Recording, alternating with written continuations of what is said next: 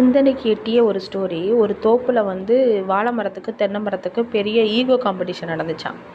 யார் இந்த உலகத்திலே பெரியவன், நீ பெரியவனா நான் பெரியவனா அப்படின்னு.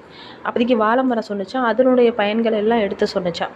வாழை தோரணம் கட்டுறதுலேருந்து வாழைப்பழம், வாழைப்பூ, வாழைக்காய், வாழைத்தண்டு எக்ஸ்ட்ரா எல்லாத்தையும் சொல்லிக்கிட்டே இருந்துச்சான். தென்னை மரம் சொன்னிச்சான், உனக்கு சலிச்சவன் நான் இல்லை அப்படின்னு.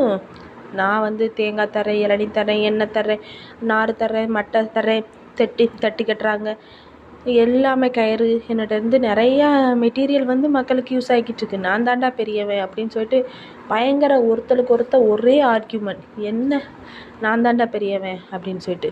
அப்போ பக்கத்தில் வேலி ஓரமாக இருந்துச்சான் பனைமரத்துக்கு பயங்கர கோவம் வந்துச்சான்.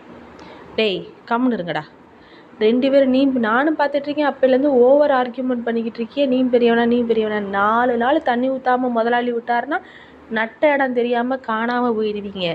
ஆனால் நீ என்னன்னா இவ்வளவு பேசிகிட்டு இருக்கிய, நானும் பொறுத்துட்டே இருக்கேன். எனக்கெல்லாம் யாரா எந்த ஒரு பராமரிப்பும் இல்லாமல் நான் வளர்ந்து மக்களுக்கு எண்ணற்ற பயன்கள் தந்துக்கிட்டு இருக்கேன்டா. இப்போ மக்கள் வந்து என்னால் பயன்கள் வந்து மக்கள் நிறைய அடைகிறாங்க.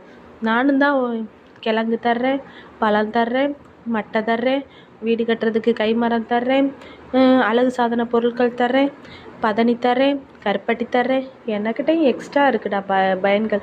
ஆனால் நான் உங்களை மாதிரி இந்த மாதிரி ஆர்கியூமெண்ட் பண்ணிக்கிட்டு இருக்கேனா? இந்த மாதிரி ஆர்கியூமெண்ட்லாம் இனிமேல் பண்ணாதீங்க. யாருக்கும் உயர்ந்தவங்களும் இல்லை, தாழ்ந்தவர்களும் இல்லை. தற்பெருமை பண்ணாமல் சைலண்ட்டாக இருங்கடா அப்படின்னு சொல்லி பனைமரம் என்ன பண்ணியிருக்கு, பஞ்சாயத்தை தீர்த்து வச்சுருக்கு. இந்த கதை பிடிச்சிச்சின்னா நம்ம சேனலை சப்ஸ்கிரைப் பண்ணுங்கள், நம்ம சேனலை ஃபாலோ பண்ணுங்கள், தொடர்ந்து லைக் பண்ணுங்கள், ஷேர் பண்ணுங்கள், ஏதாவது இருந்ததுன்னா கமெண்ட் பண்ணுங்கள். ஓகே, பாய்.